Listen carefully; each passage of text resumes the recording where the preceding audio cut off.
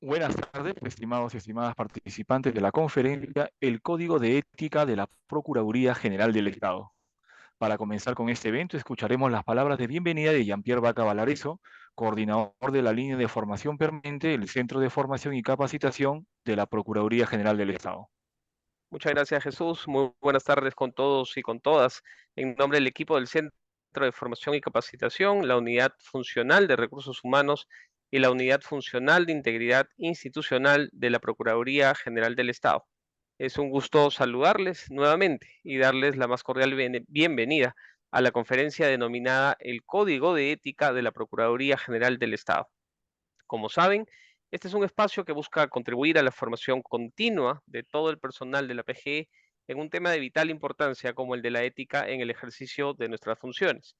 Queremos agradecer anticipadamente a nuestra directora, la doctora Carolina Garcés Peralta, por su disposición para asumir esta ponencia y a todas y a todos ustedes por compartir con nosotros en este evento académico. Esperamos que esta iniciativa conjunta sea un importante punto de partida para continuar y profundizar el debate en la temática. Muchas gracias. Muchas gracias por sus palabras, estimado Jean-Pierre Vaca. Es importante indicar que, con la finalidad de obtener la certificación, deberán registrar su asistencia a través del link que irá apareciendo en el chat de esta sala de Zoom. Y tras finalizar la conferencia deberán rendir una encuesta de satisfacción en un link que también aparecerá en este chat y será remitido por correo electrónico. Les sugerimos verificar que sus datos, como sus nombres, correo electrónicos, su número de DNI, todo ello esté correctamente consignado porque tal cual irá esa información a su certificación. Asimismo, al finalizar la conferencia, las PPT serán realojadas en el aula virtual del CFC. Dicho esto, es un gusto presentarles a la ponente de hoy, la doctora Carolina Garcés Peralta, quien es abogada y magíster en Derecho Constitucional por la Pontificia Universidad Católica del Perú, con mención sobresaliente. Asimismo, cuenta con estudios culminados de doctorado, es docente de la maestría en Derecho Constitucional y del pregrado de la CUC, e investigadora del Grupo de Derecho, Género y Sexualidad de la misma Casa de Estudios. Se ha desempeñado como viceministra de la Mujer del Ministerio de la Mujer y Poblaciones Vulnerables, directora general de Derechos Fundamentales y Seguridad y Salud en el trabajo del Ministerio de Trabajo y Promoción del Empleo, adjunta encargada para los derechos de la mujer de la Defensoría del Pueblo del Perú y coordinadora de la región andina de la Red de Mujeres de Federación Iberoamericana de Ombudsman. Actualmente ejerce el cargo de directora del Centro de Formación y Capacitación de la Procuraduría General del Estado. Estimada doctora Carolina Garcés, queda usted en el uso de la palabra. Muchísimas gracias, muy buenas tardes con todas y con todos.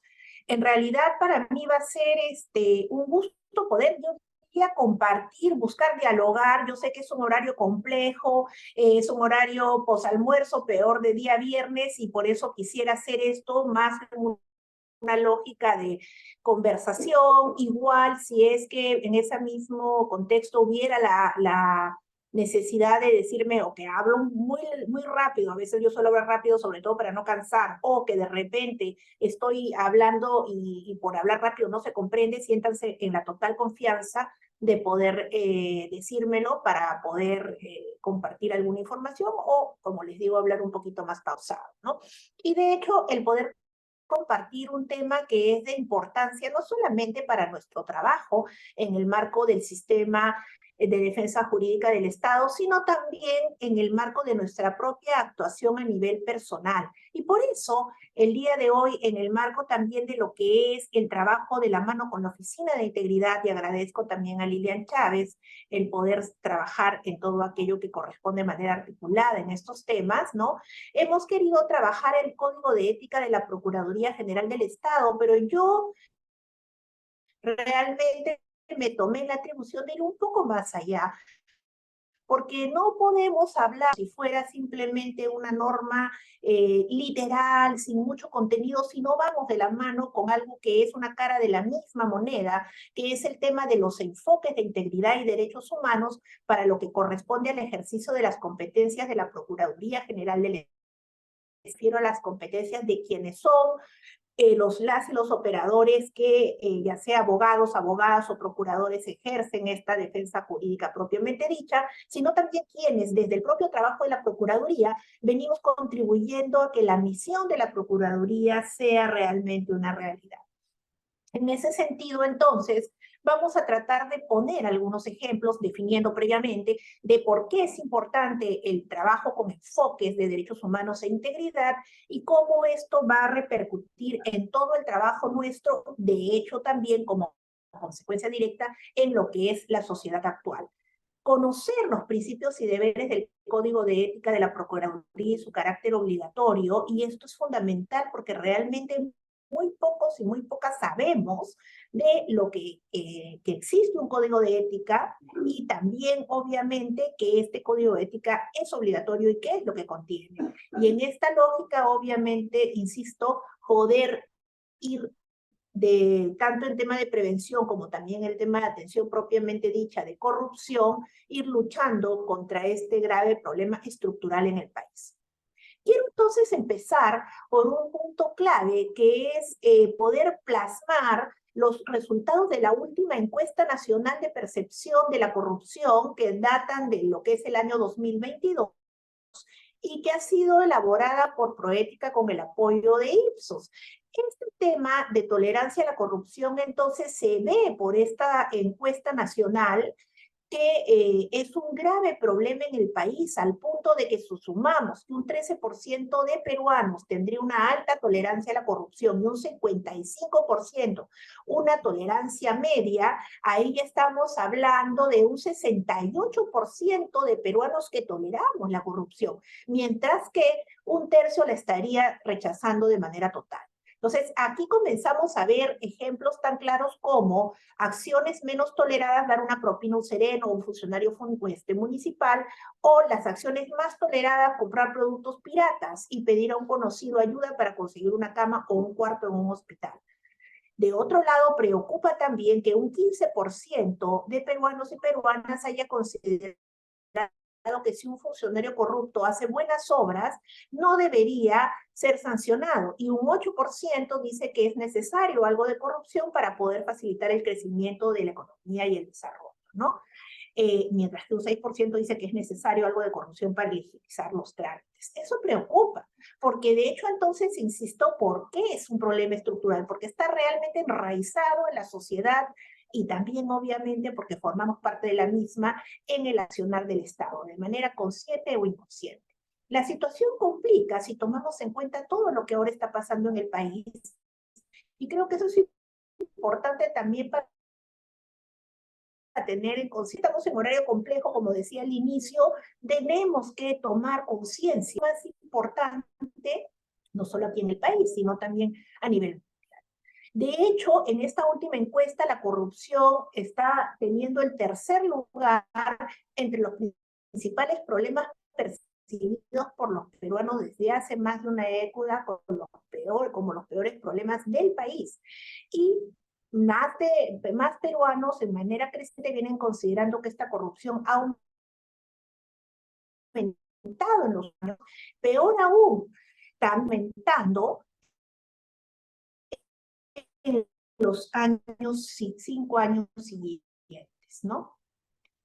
Preocupa entonces, ¿no?, que siga habiendo problemas como de peruanas entrevistadas hayan referido que en algún momento han entregado una coima, regalo, pago indebido en el último año de la realización de esta encuesta, porque refiere a más de 2 millones de peruanos que han tenido esta situación.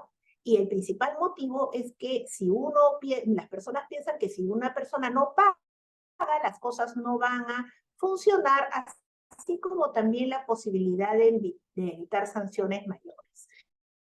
De hecho, esta situación complica, veo por ahí que hay una mano levantada, complica porque vemos que va de la mano, y quiero tratar de ser un poco más coloquial esto, con ideas como la ley del más vivo, que a veces uno tiene allí muy metida, ¿no?, a nivel de lo que la sociedad peruana piensa, ¿no? 19% de personas admite haber pedido un favor alguna vez para conseguir un trabajo o facilitar un trámite en el sector público, lo que representa aquí a más de 3 millones de personas. Y respecto a cada 5 personas dicen saber dónde acudir para denunciar por corrupción. Sin embargo, para 4 de cada 5 denunciar sería algo inefectivo, ¿no? Que es una proporción que es mayor a la registrada en el último estudio del año 2000.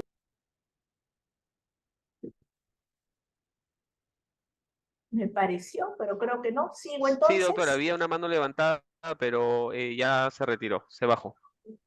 Bueno, entonces seguimos, por favor, y acá preocupa, porque miren cómo sí se está tomando cada vez más conciencia de cómo la corrupción afecta a nosotros como personas y a la sociedad en su conjunto. El 86% de personas entrevistadas creen que la corrupción lo perjudica en su vida cotidiana. Ahí también dice que se considera que perjudica la economía familiar en un 59%, que reduce las oportunidades y las de los familiares en conseguir empleo, es un 34% que responde así, y reducción de confianza en los partidos políticos y calidad en los servicios, 32 y 31% sucesivamente. Entonces se ve claramente la afectación, que ya sabemos que la corrupción genera en la propia sociedad y por ende en la vigencia de derechos fundamentales y en la institucionalidad democrática. Para esto, entonces, hemos visto estas, digamos, estas encuestas ya corrobora que realmente se están dando, ¿no? Pero tenemos también que pensar entonces qué es lo que entendemos por corrupción, porque muchas veces estamos hablando de corrupción, pero no llegamos a tener claramente el concepto. Entonces, aquí he querido justamente utilizar la definición que establece la propia presidencia del Consejo de Ministros, ¿no?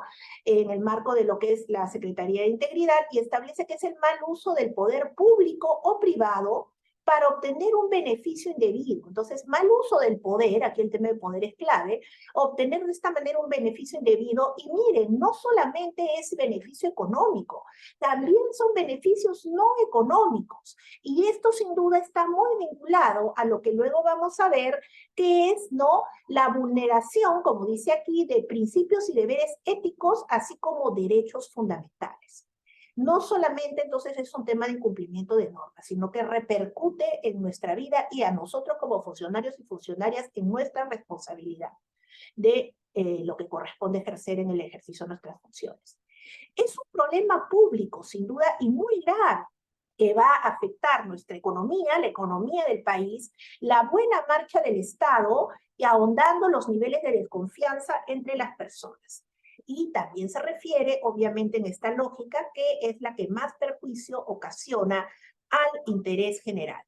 De hecho, en sentido específico, se refiere que la corrupción constituye un acto ilícito establecido como delito contra la administración pública en el propio Código Penal.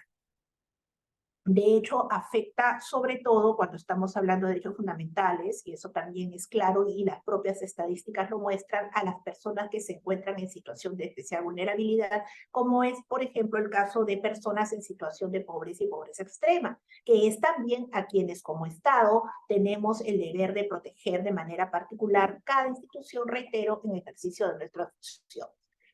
Habiendo visto entonces lo que es el concepto de corrupción, ¿no?, importante para tener en cuenta la gravedad de la situación, también tenemos que ver que hay una serie de enfoques que son lo que aquí se establece, son herramientas que nos van a permitir analizar cómo es que venimos actuando como Estado en el ejercicio de nuestras funciones, y esta herramienta de análisis nos va a permitir ver si estamos elaborando e implementando bien políticas públicas, leyes, diversas normas, estrategias que como Estado tenemos la obligación de establecer, implementar, monitorear para poder superar los graves problemas públicos que enfrentamos en el país.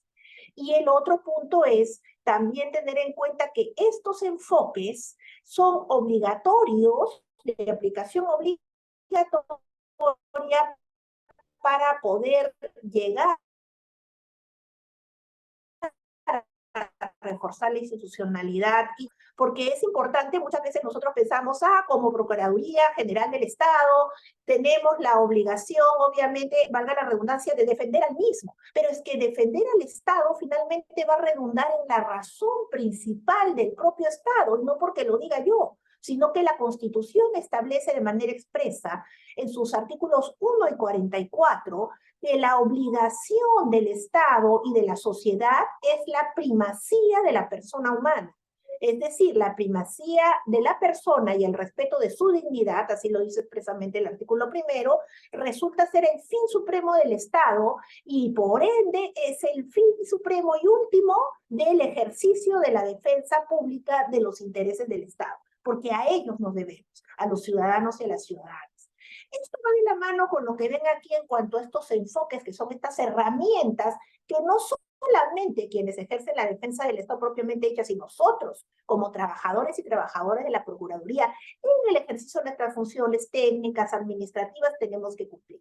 Y el enfoque de la integridad es un enfoque, cuando hablamos de transversal, quiere decir que en todo tipo de actuación se tiene que cumplir y que implica evaluar y fortalecer el desempeño ético, es decir, evaluar si estamos actuando correctamente, íntegramente o no, mitigando los riesgos de aquello que puede generar una afectación a la ética y una generación de prácticas de corrupción.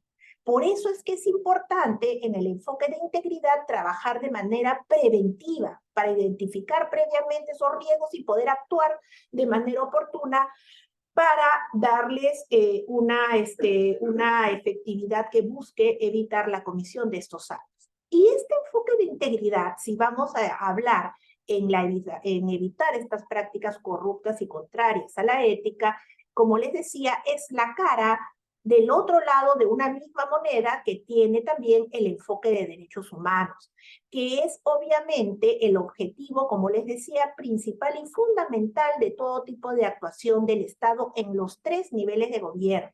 Y como eso es defender a las personas y por tanto la vigencia de sus derechos, implica el no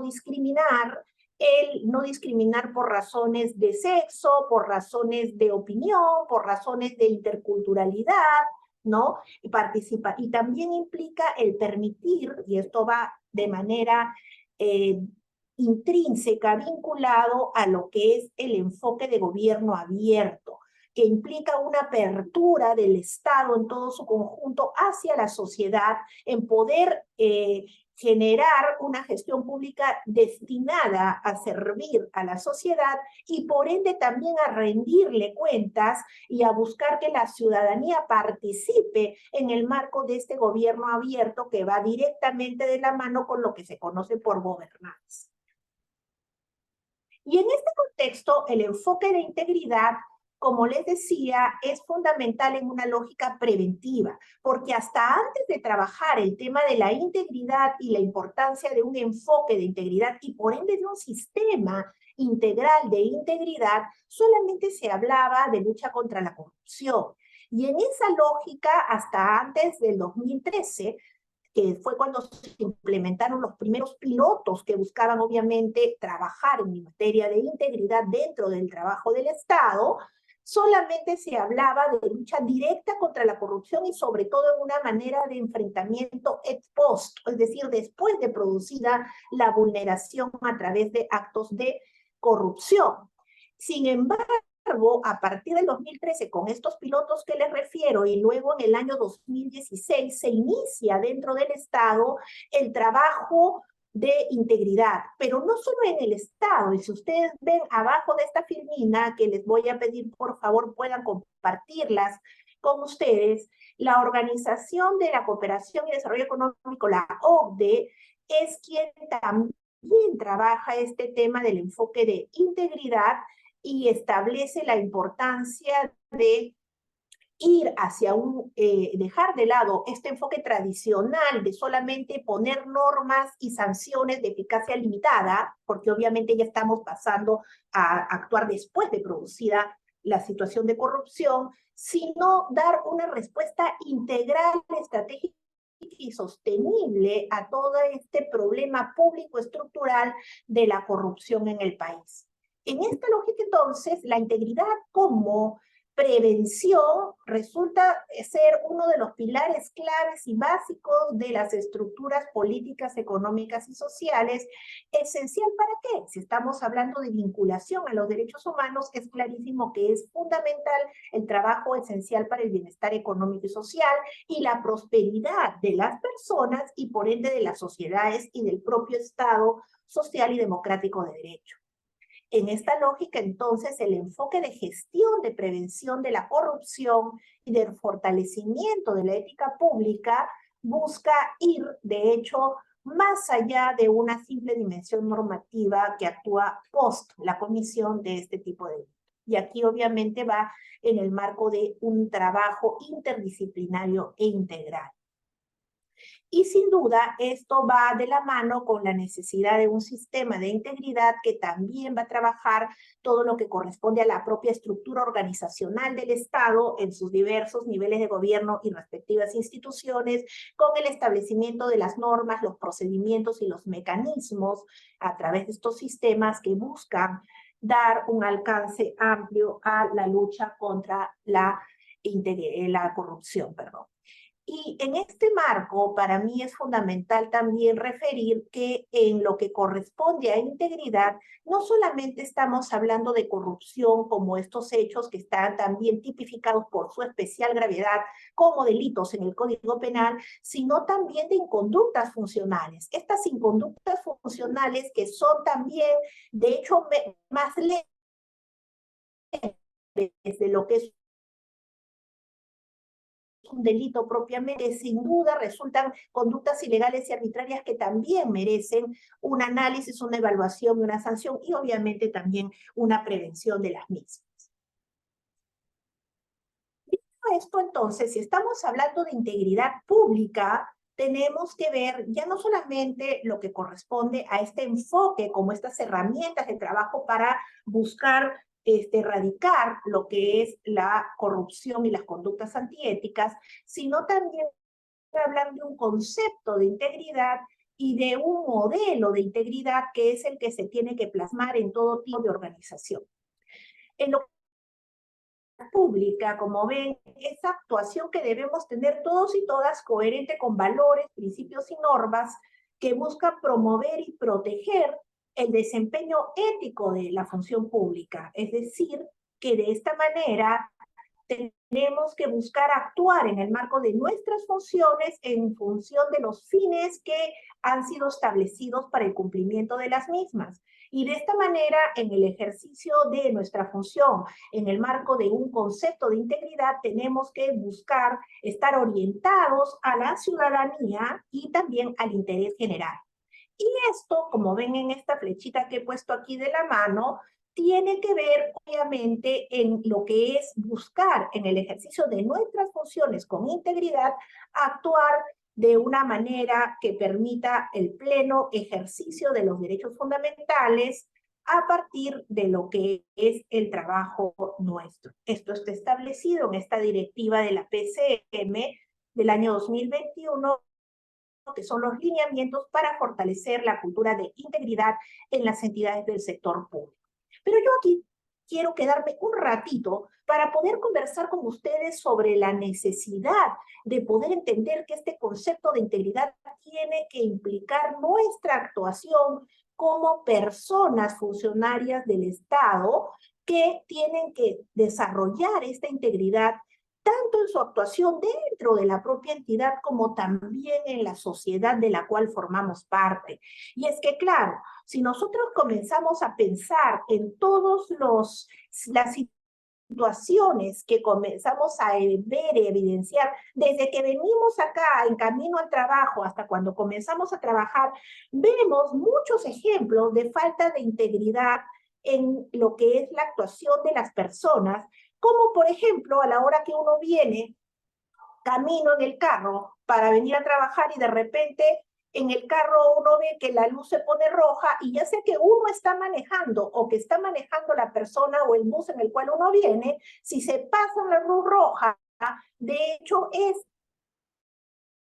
no actuar de manera íntegra en ese preciso momento, o quienes no suben por el puente porque prefieren cruzar esa pista de peligro para hacerlo más rápido por la misma pista, generando un riesgo para su propia integridad y vida, como también para de quienes vienen manejando. ¿Esa es una conducta íntegra o no lo es? ¿Estamos hablando de integridad o no estamos hablando de la misma? Cuando venimos acá al trabajo y comenzamos a laborar y no recibimos de repente, si tenemos un trabajo de servicio al público, a la persona, porque ya faltan 3 minutos para irnos a almorzar, uno está actuando como debe actuar de manera íntegra. Cuando uno al rendir viáticos comienza a pensar en que gana muy poco, y que por tanto el poder utilizar DJs para poder poner un poco más de plata que nos permita en algo salvar ese bajo sueldo y poniendo, inventando taxis, aunque no se entere quién tiene que referirlos, ¿es una conducta íntegra? ¿Está actuando en favor de lo que es la ciudadanía quienes no debemos? Cuando uno está, como en este momento, debiendo capacitarse y se pone o a comer o a dormir o a descansar, ¿está realmente trabajando de una manera íntegra?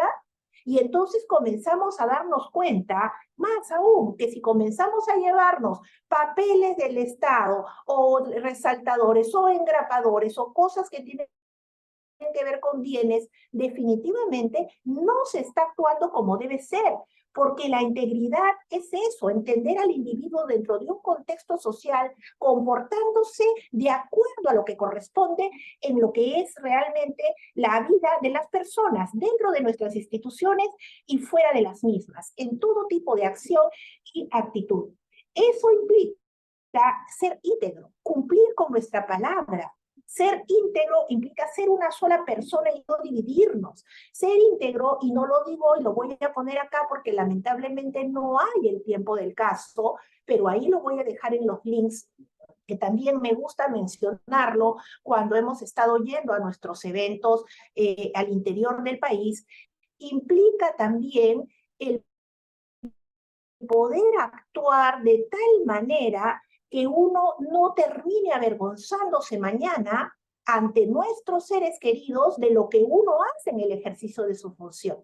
Y aquí venía algo que se menciona en uno de los videos que les he puesto, donde efectivamente se ve a un niño, hijo de cualquiera de nosotros, en el cual, o hermano, o sabe, ¿no? Donde este niño comienza a hablar, en este caso concreto, de qué bueno que es su padre, de cómo es que realmente lo ayuda, qué orgullo que tiene este niño de ver que su padre trabaja en el Estado y cumple sus funciones y que de hecho la gente lo quiere igual y está escribiendo, ¿no? Como decir, pues un artículo pequeño que le mandan en el colegio. Y mientras él cuenta todo esto tan bonito de cómo su padre se presenta ante él, y es con él, al padre lo están metiendo preso porque acaban de identificar por un vídeo que estaba recibiendo una coima. Entonces uno se pone a pensar hasta qué punto, sin decir que uno vaya a hacer necesariamente eso, uno puede realmente terminar el día y sentir que está actuando de manera íntegra y sentir que le puede contar a sus seres queridos o personas cercanas que realmente está actuando con integridad. Cuando yo hago eso con los viáticos, ¿puedo decir que estoy actuando de manera íntegra? Lo dejo allí, porque de hecho es una forma de tomar en consideración que el cumplimiento de los fines del Estado es también necesidad de actuar con integridad. Y para esto tenemos el concepto de integridad, el enfoque de integridad, que es el que nos permite desarrollar todas nuestras funciones de esta manera, y el modelo de integridad pública que está establecido desde lo que es el nivel más alto del Estado para que cada una de las instituciones lo apliquemos de manera concreta en nuestra particular realidad de accionar, porque, ojo, de hecho tenemos problemas comunes como Estado, problemas que obviamente van de la mano con la falta de articulación, con la falta o insuficiencia de recursos económicos, etcétera. Pero también es verdad que en cada entidad del Estado tenemos nuestras particularidades o nuestras particulares realidades. Y más aún cuando son entidades del Estado descentralizadas, donde más allá de que haya, de hecho, una realidad nacional en cada lugar, en cada zona donde uno tiene oficinas, que no es el caso nuestro, ¿no? O sí, bueno, en un punto específico, no hay, o hay determinadas particularidades que pueden responder a una realidad, por ejemplo, del norte del Perú, que no necesariamente es la que está en la zona selva. Entonces, en el modelo de integridad, como les hablaba, que es el modelo de alcance nacional, se establece que se debe respetar en cada institución, ¿no?, el poder tener este modelo como conjunto de orientaciones que van a tener como finalidad fortalecer la prevención y la defensa de las entidades frente a la corrupción y a las prácticas contrarias a la ética. De hecho, estas orientaciones, como se dice aquí también, se van a organizar de manera sistémica en una estructura de trabajo de lo que ven aquí en este círculo, ¿no?, de que divide 9 componentes que van a ser necesarios tener en cuenta a nivel de cada institución del Estado, que son el estándar, lo que va a permitir medir si se está actuando de manera articulada y estructurada para lograr un estándar de integridad y un marco de trabajo que implemente esta herramienta o enfoque de integridad en cada accionar de la entidad. Aquí en estos 9 enfoques, la verdad que todos son importantes, pero de hecho yo me estaría centrando, por ejemplo, aquí, en la importancia de ver cuáles son los riesgos que tenemos como Procuraduría General del Estado. Por ejemplo, en cada gestión de riesgos vamos a poder tener una identificación que nos va a permitir tomar medidas para prevenir que se generen actos de inconducta funcional o actos de corrupción. De hecho, uno de los temas que más problemas se identifica es con la contratación de personal o con lo que corresponde también a las contrataciones públicas en general, adquisición de bienes, ¿no? El tema de la transparencia activa y pasiva, la rendición de cuentas y los datos abiertos también es un punto fundamental. Y les pongo un ejemplo. Es tan importante como que mañana viene un pedido de acceso a la información para cualquiera de nuestras oficinas, no solamente las líneas, y en ese pedido de información que hace un ciudadano o una ciudadana, uno tiene que buscar dar la información adecuada, no simplemente dar cualquier cosa. Y a veces la pasiva es, bueno, yo respondo a lo que me pide la ciudadanía, pero la activa es ir más allá. Y yo les pongo un ejemplo que siempre me gusta mencionarlo, porque alguna vez cuando fui al Cusco en una municipalidad, como Defensoría del Pueblo, trabajaba en ese entonces yo a supervisar que el Estado esté cumpliendo adecuadamente, y justo había venido una persona para pedir una información, un documento público, si la memoria no me falla, era un oficio a que se había remitido por parte de la municipalidad. La persona pide este oficio y mientras se buscaba, lo sacaban, lo imprimían, se lo daban, iba a tomar un tiempo. El funcionario que estaba a cargo de esa área agarra y dice, pregúntele al ciudadano si tiene un USB. Y entonces buscan al ciudadano que estaba en ese momento allí, le dicen, sí, sí tiene, tengo un USB, lo hacen entrar y el funcionario pone el USB en su computadora y graba el oficio. Eso es transparencia activa. Eso quiere decir, yo estoy realmente al servicio de la ciudadanía y estoy dando esa información más allá de lo que la formalidad me diga en ese momento para que la persona realmente lo pueda tener luego del pedido de manera inmediata. Y de hecho también el hecho de las capacitaciones, y aquí bueno, el hecho de las capacitaciones es importante porque de nada sirve tener, de lo que luego vamos a hablar brevemente, de un código de ética, por ejemplo aquí en la Procuraduría General del Estado, si es que no voy de la mano con la necesidad de difundir su conocimiento, pero no solo difundir de una forma, digamos, formal, ya esto hay que hacer, ¿no? O cumplir con los mandatos que nuestro código nos da, incluso de poder dar esta información al momento que cada persona que es contratada ingresa a la Procuraduría General del Estado, sino también en sensibilizar. ¿Y por qué distingo? Porque sensibilización implica tomar conciencia de que tenemos que asumir e interiorizar el contenido de este código para poder cumplir realmente con nuestras funciones como debe ser. Y de otro lado, este tema que está acá de canal de denuncias, que lo tenemos, como luego lo vamos a ver acá, pero si no difundimos que lo tenemos, si no difundimos cómo poder hacer uso de este mecanismo, y lo que es más, si dentro de la propia institución no hacemos que esas denuncias realmente avancen de manera diligente y sean resueltas con justicia, no nos va a ayudar mucho y va a llevar ¿a qué? A que no se presenten denuncias. O lo que es peor, si se presentan, a que se termine revictimizando a quien presentó las denuncias, dependiendo del tipo que sean, ¿no? Y que termine generando una desconfianza en nuestra actuación, tanto de parte de ciudadanos y ciudadanas que puedan presentar las mismas, como también al interior de nuestra institución.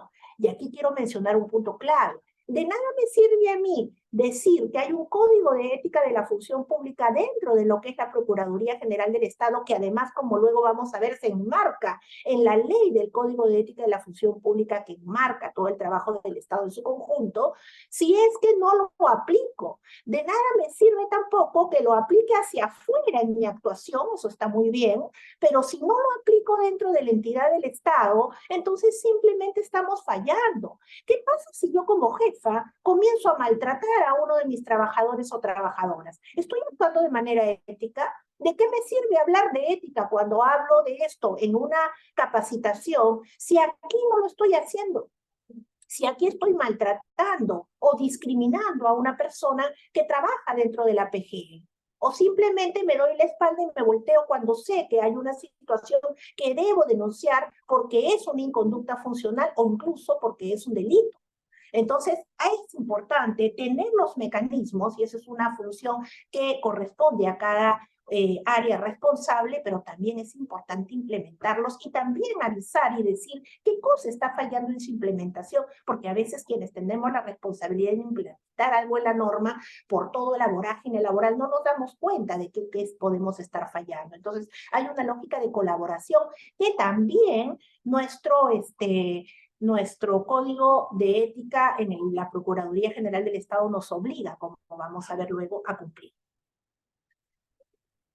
Ahora, en cuanto al tema de este modelo de integridad con estos componentes, por eso les decía, hay algunos mecanismos que yo he querido poner aquí como ejemplo y que se están dando en el marco de lo que es el trabajo del área de integridad, ¿no? Y aquí si ustedes ven, no sé si lo han hecho antes, pero ustedes entran al link de la Procuraduría y van a encontrar que hay un portal de transparencia que tiene que ver con esa transparencia activa y pasiva que debemos tener dentro de lo que es la actuación de la Procuraduría. Y también hay un enlace directo que dice denuncia actos de corrupción de funcionarios de esta entidad.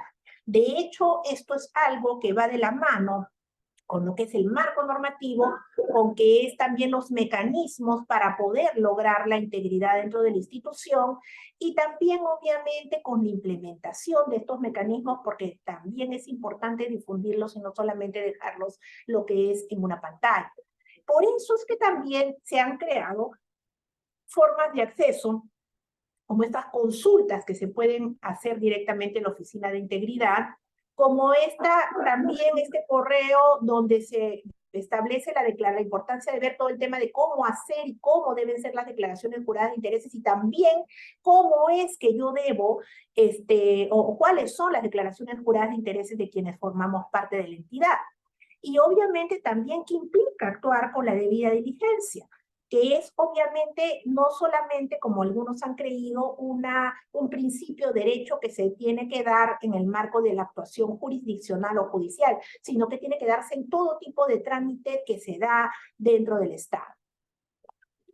En esta lógica, entonces, si hemos hablado de un concepto de integridad, de un enfoque de integridad, también pues tenemos que tener en cuenta que todo esto se enmarca en lo que es una política de integridad, que es un mandato obligatorio que tenemos como parte de la actuación del Estado, porque ya hemos visto que sin una actuación con integridad no podemos definitivamente cumplir con nuestros fines, es más, podemos terminar afectando realmente la razón de ser de nuestras funciones y por ende la razón de ser de todo el Estado. La política de integridad, en verdad, es un documento a través del cual una organización establece formalmente un sistema de integridad. En este caso, el sistema de integridad en el cual tenemos que enmarcar la actuación de la Procuraduría General del Estado. Y entonces, esta política de integridad se va a integrar, valga la redundancia de la palabra, por la implementación de procesos y aplicación de mecanismos y herramientas a partir de las cuales se va a gestionar la integridad organizacional. Y para esto se cuentan con diversos mecanismos, ya lo hemos dicho hace un rato, pero acá lo estamos tratando de poner de una manera más didáctica, ¿no? Esos mecanismos son normativos, como el código de ética, como lo que son los reglamentos diversos que se dan, ¿no? También hay mecanismos de gestión, como estas plataformas de integridad que estábamos viendo en la filmina anterior, la línea de consultas, la línea de denuncias, ¿no? También los mecanismos de formación, que hablaba de ellos cuando hablaba del modelo de integridad, porque si yo no capacito y no difundo de otro lado también todo el tema de integridad, simplemente se queda lamentablemente en declaraciones de buena voluntad y nada más. Y de otro lado, lo que también les mencionaba que es importante, la identificación y la gestión de riesgos para poder detectar las situaciones de vulnerabilidad que pueden generar a una mayor posibilidad de comisión de conductas funcionales o de actos de corrupción y de esta forma poder establecer estrategias eficaces para la mitigación de las mismas o para la detección adecuada de investigación y sanción. Por eso es que en el marco de este sistema de integridad que está enmarcado en la política de integridad, vamos a tener que dar cada vez más eficacia a lo que son las acciones preventivas de lo que es la corrupción.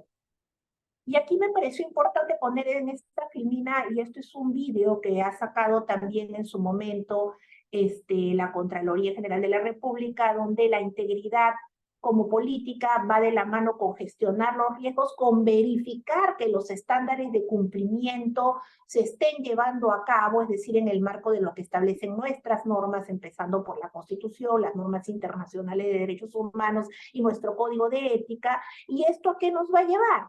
A prevenir la corrupción y las inconductas funcionales, a proteger el interés común, que va de la mano con el respeto de derechos fundamentales, y a mejorar de esta manera nuestra obligación de cumplir adecuadamente con nuestras responsabilidades como funcionarios y funcionarias públicas que somos.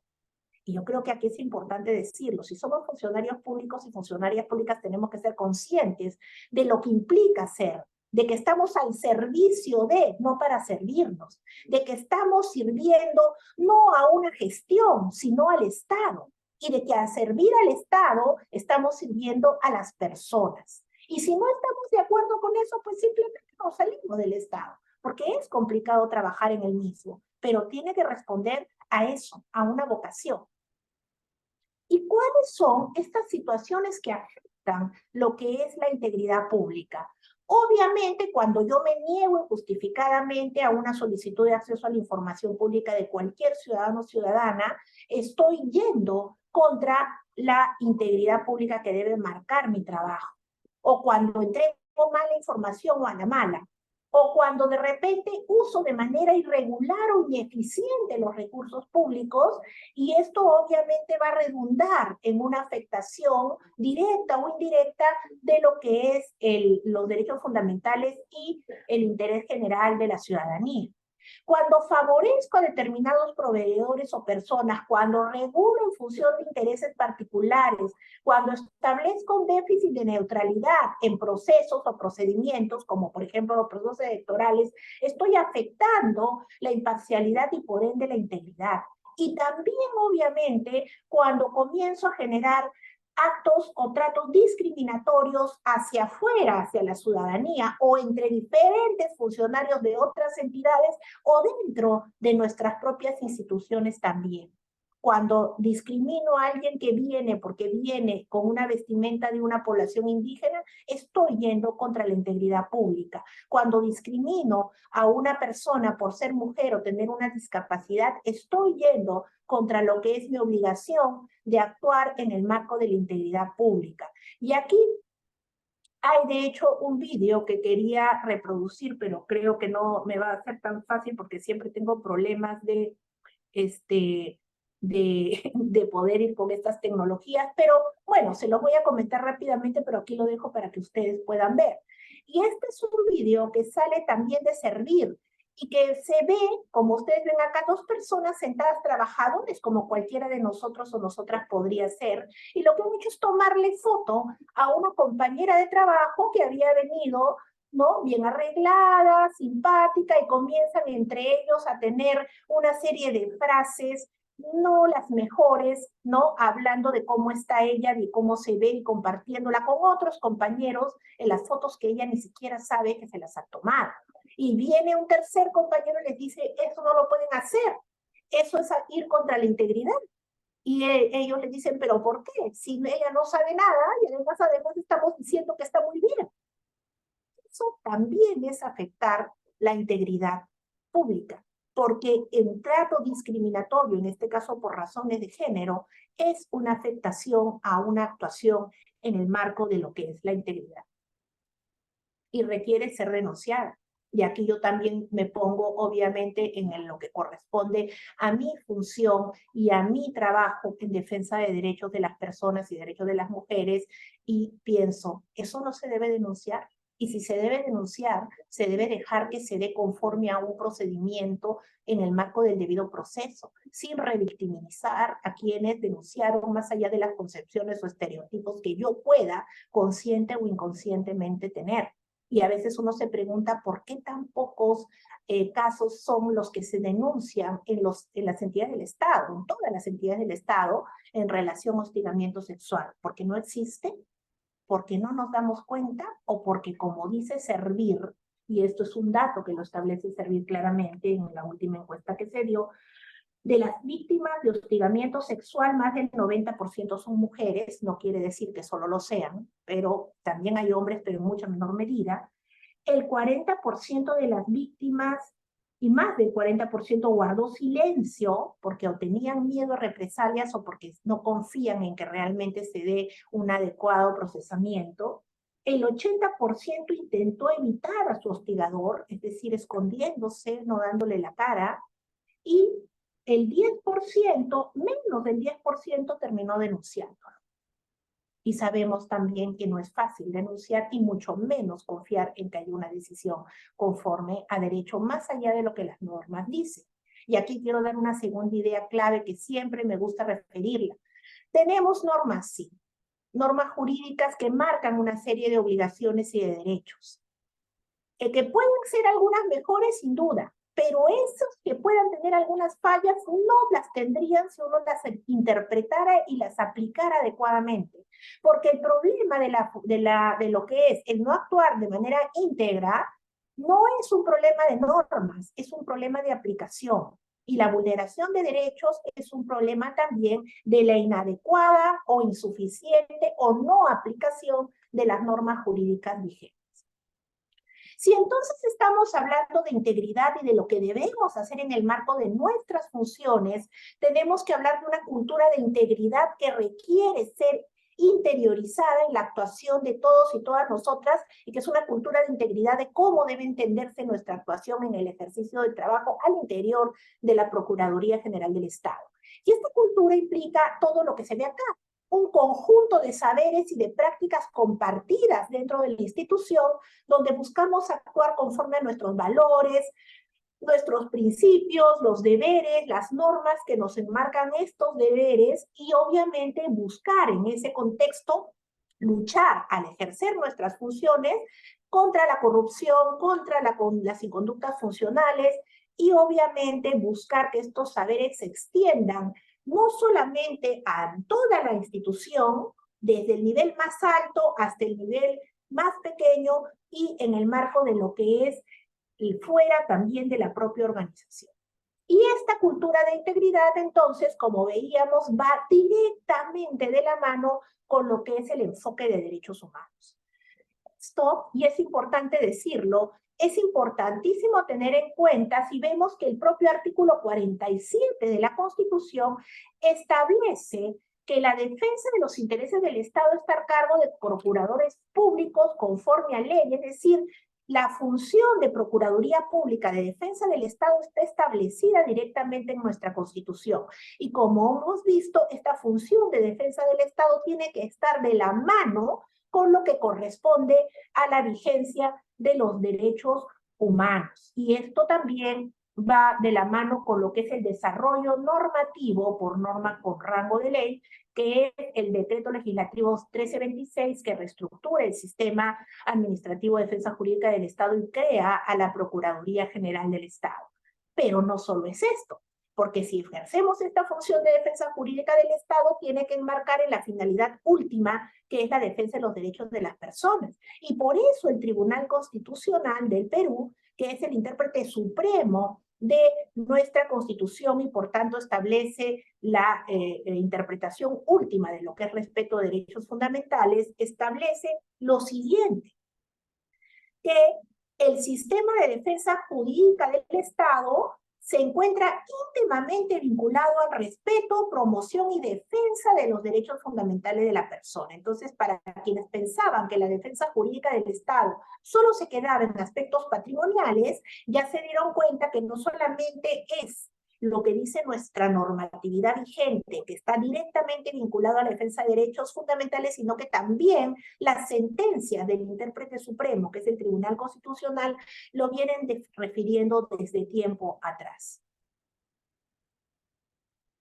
Que hemos visto, y acá yo suelo centrarme básicamente en lo que corresponde a igualdad y no discriminación contra las mujeres, porque sin duda no puedo trabajar todo lo que tiene que ver con integridad y toda la vulneración de derechos humanos que hay. Entonces me centro acá concretamente para que se vea cómo es importante que un trabajo en el marco de lo que es integridad vaya de la mano con las diferentes acciones que se tienen que dar dentro de la institución en el marco de una política de integridad. Y aquí, como ustedes pueden ver desde ya tiempo atrás, desde la propia, en los inicios de la Procuraduría General del Estado, se aprobó una directiva en el año 2021 que lo que busca es prevenir, atender, investigar y sancionar el hostigamiento sexual en la Procuraduría General del Estado. Esta es una manifestación de cómo las normas constitucionales, la normatividad legal, nuestro reglamento del decreto legislativo y también obviamente las sentencias como en el caso del Tribunal Constitucional, terminan aterrizando en una serie de disposiciones como estas que lo que buscan es comenzar a generar todo un sistema de integridad, como también de la mano con la aprobación del, he visto una mano levantada, termino esto y le doy la palabra, por favor, la aprobación del Plan Anual de Actividades para la Igualdad de Género, que va también en el marco de una obligación del Estado. Y aquí no estamos hablando de ideología de género, estamos hablando de enfoque de género que tiene que ver con nuestra obligación de respetar el derecho a la igualdad y no discriminación contra las mujeres. Entonces, este plan anual de actividades es también una forma de ver cómo desde lo que es la máxima autoridad de la Procuraduría General del Estado, de la mano con lo que es la máxima autoridad administrativa, comienzan a implementar este tipo de normas. Y acá, por ejemplo, vemos la encuesta para diagnosticar las perspectivas de igualdad de género entre mujeres y hombres de la Procuraduría General del Estado. Esto fue un pedido que se hizo hace no más de 2 meses y donde al comienzo, y seamos sinceros y sinceras, fueron muy pocos y muy pocas los que quisieron llenar esta encuesta anónima. Y entonces el Procurador General del Estado dio la orden y pidió que se responda a esta encuesta, porque si no hay una voluntad de la cabeza, como en este caso sí se dio, no, el resto no lo hace, ni lo implementa. Y esto nos va a permitir, ¿qué cosa? Va a permitir que el área correspondiente que implementó esta encuesta pueda, en base a los resultados de la misma, establecer un plan anual de actividades para el próximo año que responda a la problemática de discriminación que existe en nuestra institución o en las personas que tenemos estereotipos, porque todos y todas los tenemos en el marco del trabajo institucional y de nuestra propia vida diaria. Perdón, ¿alguien levantó la mano? Sí, estaba el doctor Vera Velarde, Iván, creo. Sí, doctor. Ya tiene la posibilidad de encender su micro.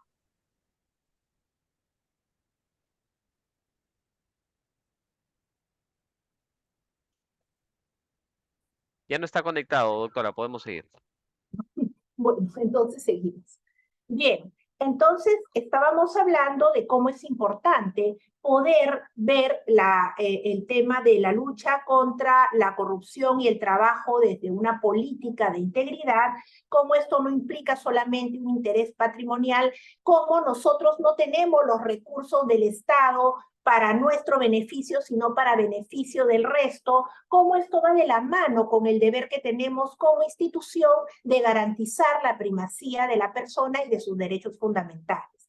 Y aquí yo quiero también aprovechar de mencionar lo siguiente. Bueno, y decíamos cómo servimos no a una gestión, sino a todo el Estado en su conjunto, y cómo debemos buscar que lo que hacemos en el ejercicio de nuestras funciones deje huella en lo que va a hacer, porque nosotros somos aves de paso, ¿no? Deje huella para que las nuevas personas que luego integren y formen parte de esta institución puedan mejorar lo que se ha avanzado, corregir los errores y seguir avanzando en el marco de lo que es la obligación funcional, ¿no?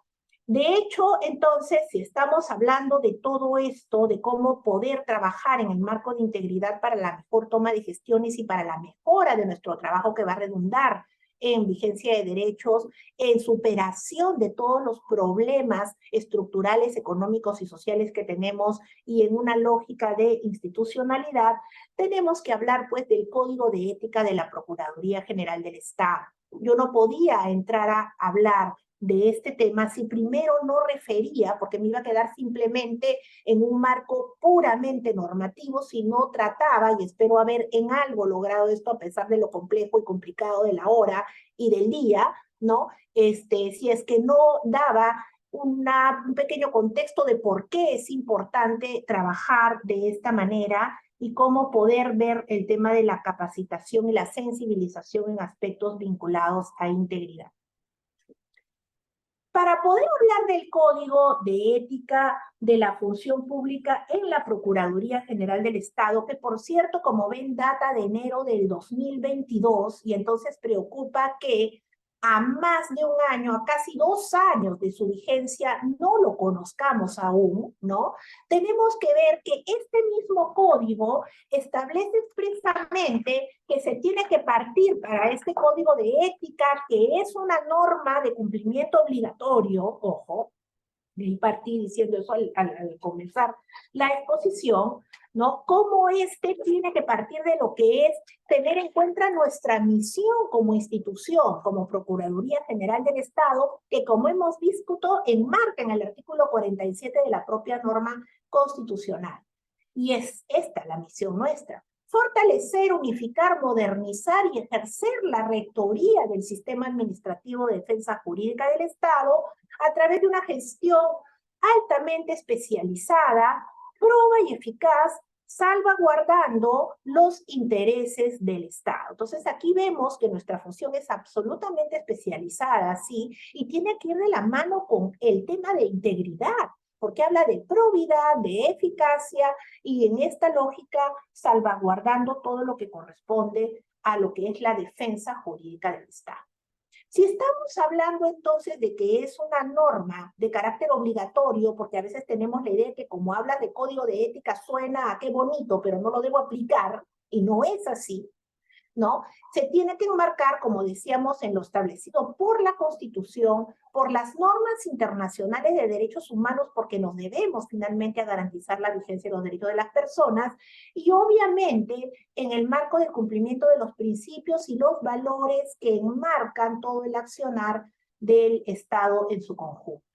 Esto va de la mano, obviamente, con el cumplimiento de lo dispuesto por nuestra normatividad interna de la Procuraduría, el Decreto Legislativo 1326 y su reglamento, que además, si ustedes van a esas normas, van a ver que se dice que nuestra actuación tiene que estar en cumplimiento del respeto al principio de legalidad, y que este principio de legalidad tiene como marco el cumplimiento de la Constitución y demás normas vigentes en nuestro ordenamiento jurídico.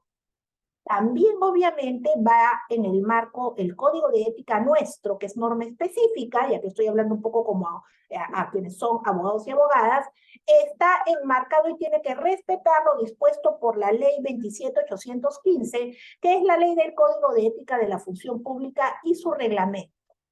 que establece los principios, deberes y prohibiciones éticas de todos los servidores civiles de la administración pública en todo el Estado. Entonces, lo nuestro es específico y como vamos a ver, obviamente también coge mucho de lo que dice nuestro código o nuestra ley del Código de Ética de la Función Pública de todo el Estado, pero en específico para la Procuraduría.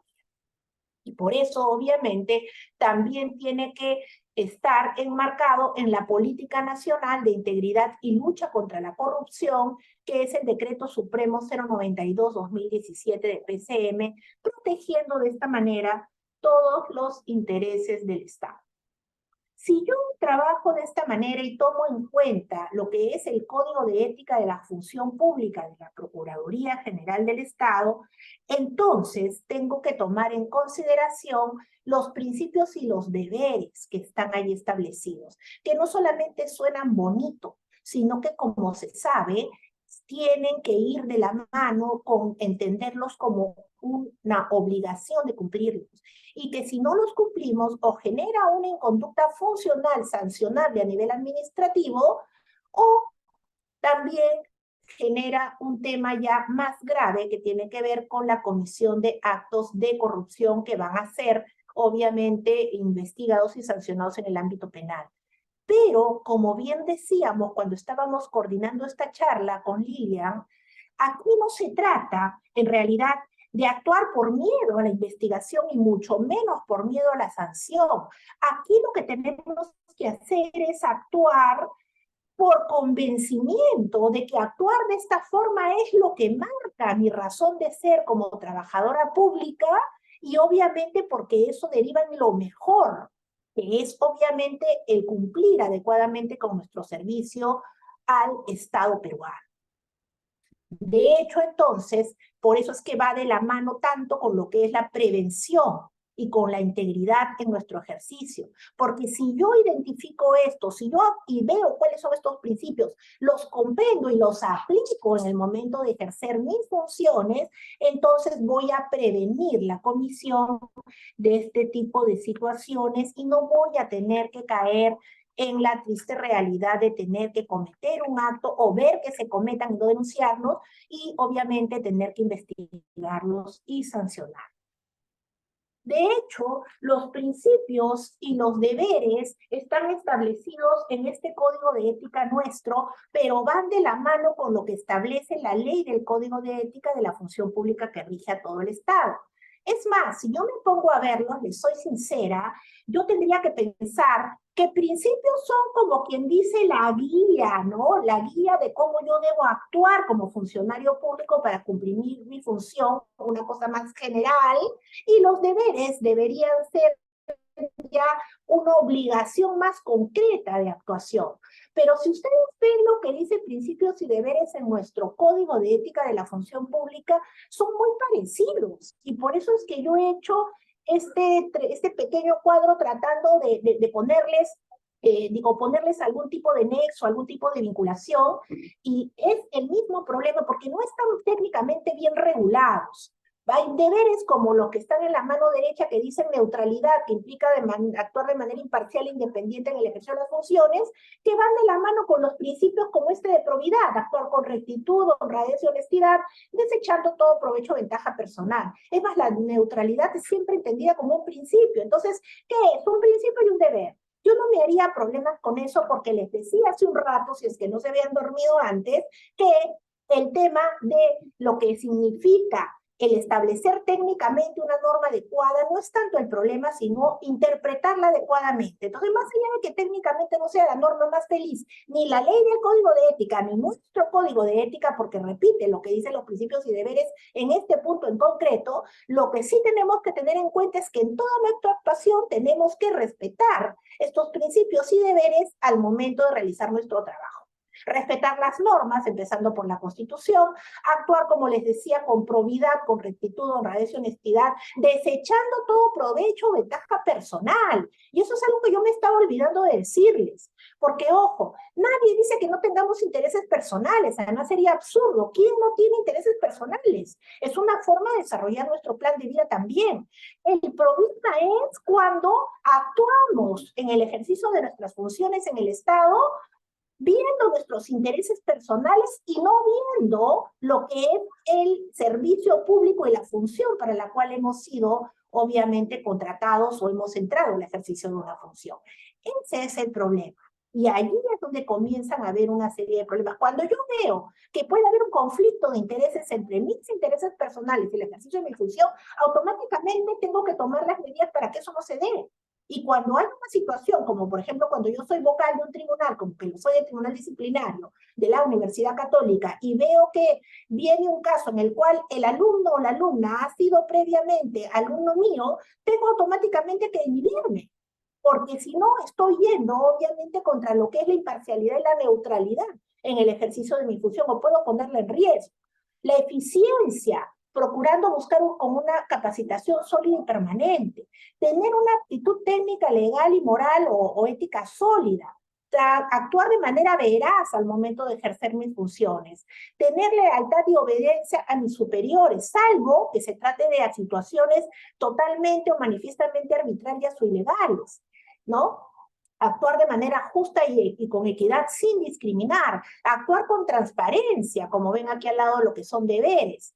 Obviamente, el uso adecuado de los bienes del Estado, el actuar con discreción, y acá hay un punto importante, no estoy actuando entonces de manera ética ni íntegra cuando comienzo a difundir información de la institución hacia afuera, o porque no me doy cuenta, o porque quiero jactarme de que cuánta información manejo, y lo que estoy haciendo es afectar el ejercicio de la función. Y esto no se contradice con el hecho de ser transparente y buscar lo que es la máxima difusión de la actuación del Estado, sino con información que no se debe proporcionar, como podría ser, por ejemplo, una información que se dé sobre una serie de medidas o estrategias de actuación que se tienen que dar dentro de la institución y que no debe conocerse desde fuera, porque pueden corresponder, por ejemplo, a un caso como puede ser el de investigación de altos funcionarios públicos, por poner un ejemplo nada más, ¿no? De hecho, para poder cumplir, ¿no?, con esta conducta íntegra, ¿no?, tengo que tener mecanismos para este cumplimiento, y estos también están establecidos en lo que es el Código de Ética de la Procuraduría General del Estado. Estos mecanismos son que yo tengo que ser responsable de la transgresión de estas conductas funcionales y, por tanto, puedo ser pasible de investigación y determinación de responsabilidades, lo cual se tiene que comunicar a la Secretaría Técnica de los órganos instructores del procedimiento administrativo disciplinario de la Procuraduría. También tengo el deber, como les decía, de denunciar y de cooperar en las investigaciones sobre temas de ética y conducta, y también tengo la obligación que está en nuestro Código de Ética de cumplir, ¿no?, una cláusula de cumplimiento que se da en los que son contratos de trabajo o las órdenes, en los TDRs y en los contratos mismos. Y esto es lo que les decía. Hay que actuar con ética e integridad, no por el miedo a la sanción, sino por convencimiento de que esto es lo mejor. Y yo creo que ahora sí ya estoy con el tiempo, ¿verdad? No sé si me puedes, Jesús, por favor, ayudar con eso. Sí, doctora. Ya estoy con tiempo, ¿no? Entonces vamos a irnos solamente aquí en lo que corresponde a las reflexiones finales.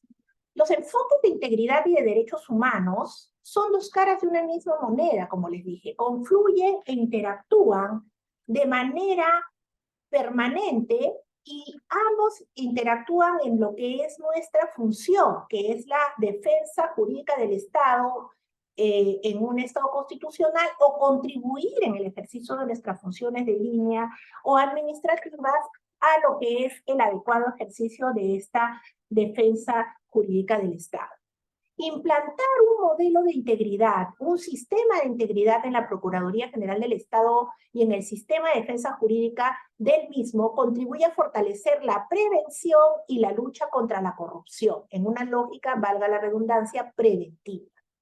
El Código de Ética de la Procuraduría General del Estado enmarca en lo que es la ley del Código de Ética de la Función Pública, y es una norma de aplicación obligatoria, y por tanto debemos conocerla y debemos buscar lo que les decía hace un rato, cumplirla no por miedo a una sanción, sino por una lógica preventiva. Es más, conversando, por ejemplo, con el director general de Control Funcional, el doctor Jorge Pasco, él está buscando una lógica preventiva de supervisión precisamente para evitar que se generen situaciones que luego tengan que ser investigadas. Y en esa misma lógica debemos todos actuar de manera articulada.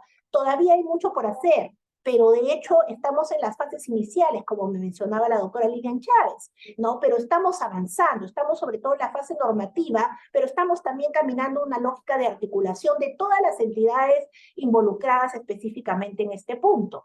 Y obviamente esta obligatoriedad implica necesariamente una actuación consciente y sensible a lo que son los valores y principios constitucionales, entre los cuales destacan los derechos fundamentales. De hecho, también implica desarrollar una serie de lineamientos y directivas que contribuyan a orientar todo el trabajo buscando optimizar la autonomía de la Procuraduría General del Estado y el trabajo armónico y coherente, porque tener autonomía como la que tenemos funcional, administrativa, no implica actuar como queramos. Y obviamente implica trabajar de una manera armónica en el marco de lo que es toda la actuación del Estado. Sin duda, servir con integridad, y con esto ya cierro, es ponernos la camiseta del Perú. Ponernos la camiseta del Perú y a pesar de los serios problemas que estamos enfrentando, creo hoy más que nunca tomar conciencia de que esto no es un tema, digamos, bonito, que suena bello y que no se debe hacer, no. Trabajar sabiendo que cada pequeña cosa que uno haga es un pequeño esfuerzo para poder seguir caminando a algo que no es fácil, que cada vez es más complejo, pero que no es imposible, que es lograr realmente cumplir con nuestros principios y defender los derechos del Estado y defender el Estado constitucional. No solamente es cantar el himno nacional, y digo qué bonito es, sino actuar en cada situación que uno tiene de tal manera que mañana pueda yo decirle a mi hijo, a mi hija o a la persona que está a mi lado cuando regreso de trabajar que realmente he actuado de manera íntegra, que no me dé vergüenza, porque cuando yo comienzo a evaluar que algo que he hecho me da vergüenza, como decir me robé estas cositas de la oficina para mejor tenerlas en mi casa, estoy ya no diciéndole a mi persona cercana, a mi hijo o a mi hija, tienes que actuar de manera honesta, sino que estoy dándole un ejemplo absolutamente contrario. Que cuando yo vaya, repito, a casa o a mi hogar, pueda decir que actúe de manera transparente y sin avergonzarme de lo que hice, sea del tipo que sea. Ah, no, es chiquito, no me complica. No, no es así. De hecho, entonces, implica ponerse los lentes de integridad. Implica decidir bien en una contratación en la base de un concurso, actualizar el portal de transparencia, dar una información adecuada, no dormirme las capacitaciones que van a tener una redundancia directa en lo que es mi función.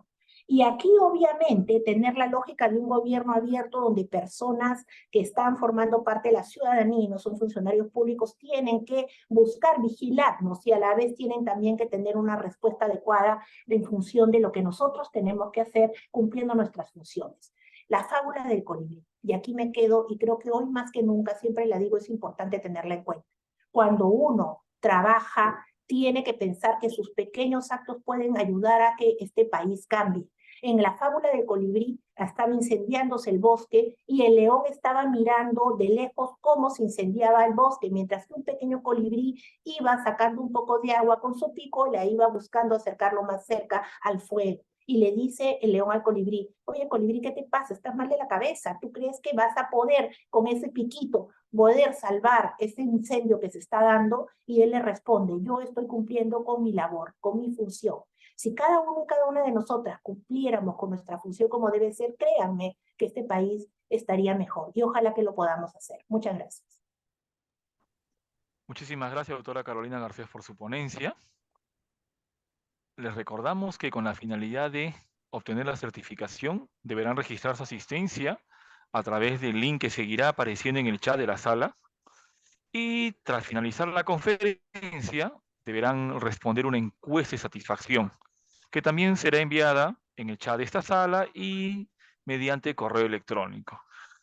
Les recordamos también que es importante consignar sus datos correctamente, su número de DNI, sus nombres y apellidos, su correo electrónico, todo ello es importante para la certificación.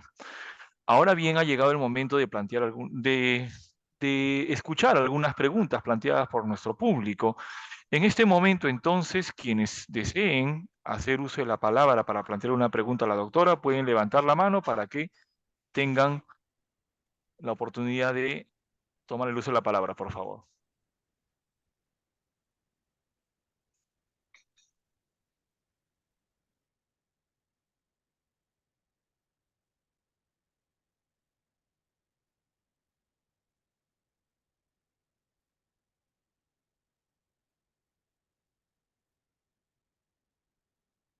Creo que no hay preguntas, o todo está claro o nada quedó claro.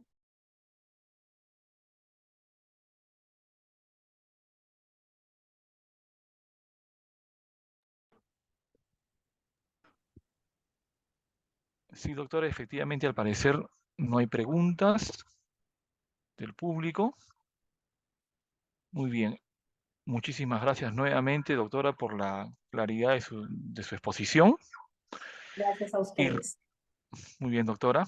Y recuerden, por favor, que registrar su asistencia, responder la encuesta de satisfacción son pasos indispensables para la certificación. Lilian Chávez está con la Ah, mano levantada. Ahora sí. Lilian tiene el uso de la palabra. correcto.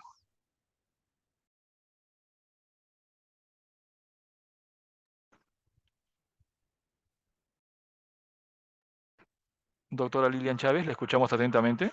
Aló. Perdón, ¿me escuchan? ¿Ahora sí? Se le escucha, doctora. Ok.